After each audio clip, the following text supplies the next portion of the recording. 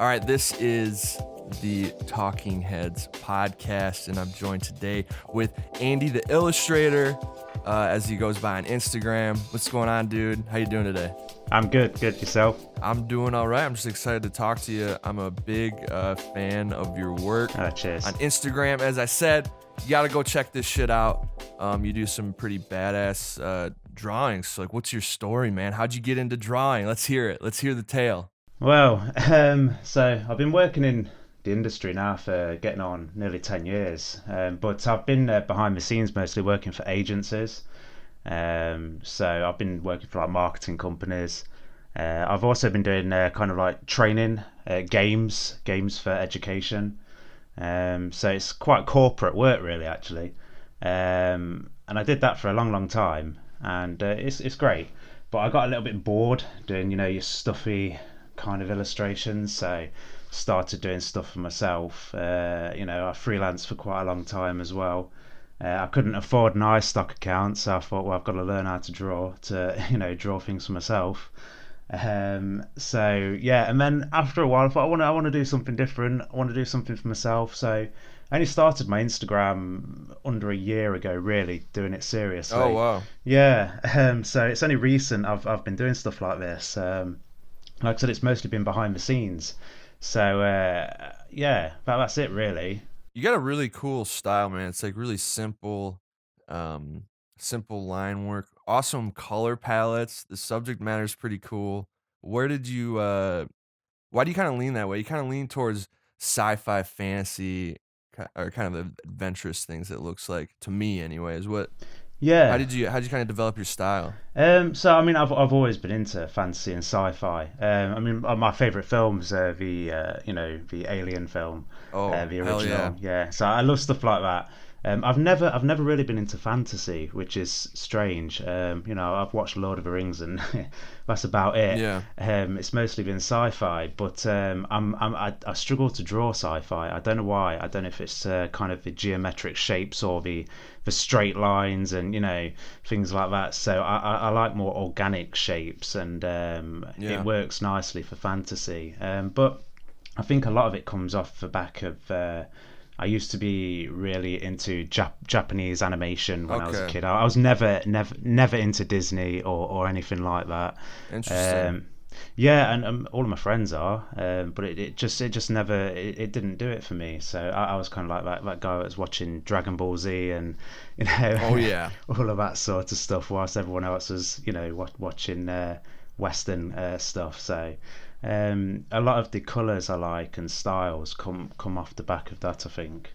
Yeah, the charms that you do is I always think that's pretty cool. Can you talk about the charms for a minute? Because I think it's a really interesting thing. You like to incorporate it into your drawings. Yeah. So if you kind of look back over my Instagram, early on, it was kind of random, all sorts and everything, and I was struggling to kind of tie them together. I was just kind of drawing what I felt like drawing, which is great, but it's you struggle to think of ideas. I mean, I started thinking about different elements that I could tie things together with, and the charms were one of those kind of items. I thought, I don't know how it happened the first time. It was just one of those ideas I had, and then I brought it through to another, and then another, and then thought actually I could work it into something. And then I thought, well, maybe there could be a story around these, and that's when I kind of went down that one route of doing almost like a fantasy world, which orientates around one group of characters, or at least one world. And those charms were kind of the thing that set that off. Are you talking about like the kind of narrative that you're doing right now? The charms kind of started then? Yeah. Because it was just one idea I had, and I thought, well, what are they? How does it, how do they tie into things? And I thought, I'm not very good at narrative. I'm not very good at writing stories or anything like that. So I thought, well, I need to get other people to do that for me, and that's why I kind of started Yeah. doing the interactive style of storytelling. Yeah, I want to talk about that too. I think it's such a cool idea that you came up with. So you're essentially drawing a scene or setting up a scene with an illustration, and you're kind of like a dungeon master. It's like a Yeah, D&D yeah. thing, and you have people commenting on what they want to do. And this all came from like the charms, and then you kind of want a narrative going through everything you draw on the Instagram. Yeah, I mean, I think the hardest thing when you're drawing is thinking of something to draw, or having kind of an idea of what you want to do next. And because my day job it is, I'm working in a corporate environment. Even though I'm doing animations and illustrations, it's different. It's a different end of a spectrum altogether. So normally I don't do stuff like this. Yeah. So I wanted to at least have a purpose to these illustrations and not just make things up as I go. So having some sort of narrative, it lets me illustrate to that narrative. Yeah, I want to run through these too because I think these are just so cool. So like the first chapter, Escape from Stone Temple. So yeah, let's start there. It's this statue, monolithic creature. He's got a Yeah, yeah. sword. How did you get the idea to how to start the story? If I'm honest, I did the picture first, Yeah. and then that was kind of when I thought, well, I want to use this picture as the starting point, so I had to write a small story to kind of start it off. But I don't know why I had an idea of doing like some sort of temple drawing. I've been playing a lot of Tomb Raider, so Okay. I think I just Now we're starting to get to the truth here. yeah. So I think I had that sort of thing in the back of my mind, like some sort of dark tomb or temple, and I always draw swords and stuff like that. So and I can't remember what it was on. I was watching some illustrator's YouTube channel, and he did this chap playing like the drums, and he had loads of arms, and I thought, oh, he looks awesome. So I had to pinch that. I needed a guy with more than two arms.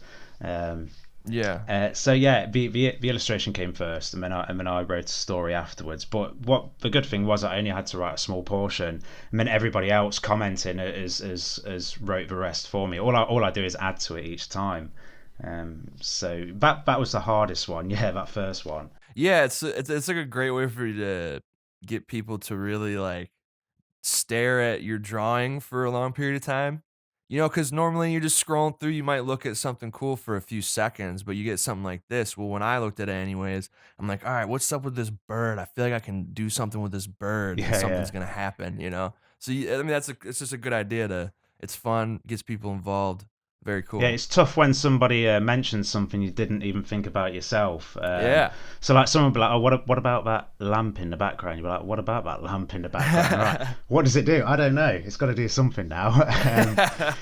So because when I'm illustrating, I'll create elements, and I'll in my head I'll almost have mini stories already predetermined for each item. So when somebody picks something, I know roughly what I can say. But sometimes you get outsmarted as well by people. They'll be like, "Well, what if I did this with this?" And you're like, well, "I never even thought of that." So it's nice. People find things in your illustrations that you didn't even see yourself. And then you got what was it? The third one. So I guess it's chapter 2. I got these in front of me right now. That's how I'm referencing them so Oh, right, perfectly, right. by the way. But no, I got the two skeleton guys with the riddle. You like incorporated a riddle into this quest. Yeah. So with that, because the previous two I found really time consuming, because there's quite a narrative for each one. So I thought, right, how can I make my life a little bit easier? I'll do a riddle. Yeah. There's only one answer to that. Turns out that's not the case. There's a million answers, and and then a lot of people they kind of ignore the fact that there is even a riddle, and they're going to do their own thing anyway. So you've got to take that on as well, which is What great was because it means what was the riddle? Because I remember I've heard it before somewhere. I never did get the answer though. Did you give out the answer? Did you end up giving it out? Yeah, it was something about one of them only tells the truth and the other one lies. yeah, essentially you got two keys, and one of them will let you in, one of them won't. You've got to work out which one has the right key, and they both know Yeah. which is the right key, but one of them will always lie, one of them will always tell the truth, but they know which one is which, and you can only ask them one question. If I remember rightly, it's you have to ask, if I asked the other one, what would they say, and then you take the opposite. key to whatever it is you're told. I remember I saw one comment though, he said he'd ask the little one if he could jump over the tall one. I thought that Yeah, was so pretty funny way to figure out who's lying. yeah, it's just yeah. I mean, some people, yeah, they come up with all sorts. That's what I like because they come up with answers that you never thought of, and Yeah. it's fun interacting with them. Yeah, and then the most recent one you did is probably, I think, the best idea you've had. You've, like, incorporated NPCs into this narrative story that you have told with only, what, 5, illustrations, and now you have NPCs in it. It was such a crazy good idea. That's so how'd you think of that? Well, it's just old school gaming, isn't it? I thought Yeah. it's because I've never played Dungeons and Dragons. I've never been into anything like that. Well, you'd be pretty good at it, I think. This Yeah, is it's one of the things I know about it. But what I have done is I've played a lot of computer games over the years, and yeah. so I know the concept of Dungeons and Dragons. I know what it's about, but I've had to kind of use my limited knowledge, and it's really applying computer game methods, I suppose. Yeah. So the NPCs were part of that. 'Cause, I mean, I think when everyone's drawing, part of it is that you just get to go into your own world, Yeah, and here you're like bringing people into your world that you've created. yeah, definitely. And I tried to tie things together. Where I mean, that particular illustration, there's somebody walking down the stairs like in a pink ninja suit, got like a bit of an afro, Yeah, yeah. Yeah, I've and seen that yeah, that she character throughout your, appears previously in another illustration, and she's walking down some steps with like this green guy. mhm. And if you speak to her in the latest illustration, and some people have asked what she's doing, what you up to, and I explain that she's on a mission to go and rescue this guy, and it tells the backstory of that previous illustration. Oh, nice. So not everybody gets to kind of get the full story of everything. It's only if they accidentally stumble across something or ask the right questions Yeah. they find things out. I mean, there's stuff I've been putting in illustrations that nobody's asked about yet. That I've kind of got a story planned for, but it's just not come up. No one's asked about certain things that have repeated throughout. So that's something for people to look at and find. Wow. Have you ever, like, considered doing, like, a comic of this, or at least publish this as some kinda book when it's done? Yeah, I'd like to. I mean, one of the things that I've always wanted to do is I've always wanted to do a comic, but I'd always struggled with story and what to do it about, and so with my normal work, I'm just a straight up illustrator. People give me scripts and I illustrate to them. I never have to think about the plot or the story or so. I wanted to do it, but I wasn't sure how to. Whereas now I've started doing this, I definitely when it's done, I don't know when that will happen, but when we kind of tie it all up, I want to then put all of that together into one comic or story, and then probably put it on the internet as a PDF or something for people to just download. Um, so yeah, definitely going to do something with it, but when? Hopefully this year. Nice. Do you, like, have an idea where the story's going? How far ahead are you, like, in your head, like, with planning it? I'd say I've got 80-90% of it plotted out loosely. So I kind of know what kinds of illustrations I want to do. So I want to do some big city illustrations. So part of the narrative Oh, is we're cool. going to the capital city. So eventually I want to do some big city illustrations with some tech illustrations as well, because the idea is it's not just a world where everything's old school and you've got swords and knives. It's just that's the region we're in now. But I love things like Samurai Jack, where they mix Oh, the yeah. old and the new. So That new season was the last one they did was so amazing. yeah, all of that sort of stuff I love, and I think that's a big influence. And eventually, like I said, I've not done a lot of sci-fi illustration, but I want to slowly Yeah. start to bring some of that through at some point. Okay. That'll be dope. That'll be cool. How long do these, usually take you to draw? I bet this Trader City one probably is that the longest one? that you've worked out? Yeah, I'd say it probably is. I normally my process is I'll sketch it out roughly one night. The next night I'll do the line work. The following night I'll do the color work. But that particular one, I think I spent I only spend like 2 or 3 hours a night on these because, like I say, I've got a day job, so I'm tired by the time I get home. Yeah, yeah. Exactly. So, but that one took me a couple of nights because I kind of get all the flat colours in. Then I've got to do all the shadows, then all the highlights, and then look for all the things I've done wrong and fix them. And that takes time. So yeah, I'd say that one was over about 4 evenings. Oh wow. I would like to do them faster if I could. I mean, I know people that are doing similar sorts of illustrations and they're doing one a night, but they're kind of starting at 9 in the evening and working through till 2 in the morning, and I just can't do that. So I've got, I just bought a house recently, so I've got to decorate and do all of that on top of it as well. So Yep. it's Life gets in the way, man. exactly, yeah, too busy. Yeah, at the weekends, I try to stay up a little bit later on a Friday and Saturday, and I might, sometimes I will do one a night then, and if I do a couple, I'll sit on one for the following week. But eventually, I'd love to be able to do one a day, if I ever get the time. It just depends on work commitments. How many? How many? Oh, so you get about 100 comments on these. How long do you spend just responding to people? Yeah. So what am I getting at? Yeah. So my latest one, I think I'm up to about 170 or something, and I try to reply to them all. So I have my phone with me all the time. So when they come through, I'll try and reply. And it does take a long time, especially when you first post a picture. The first hour after posting, I'm just sat on my phone commenting because it just starts coming through straight away.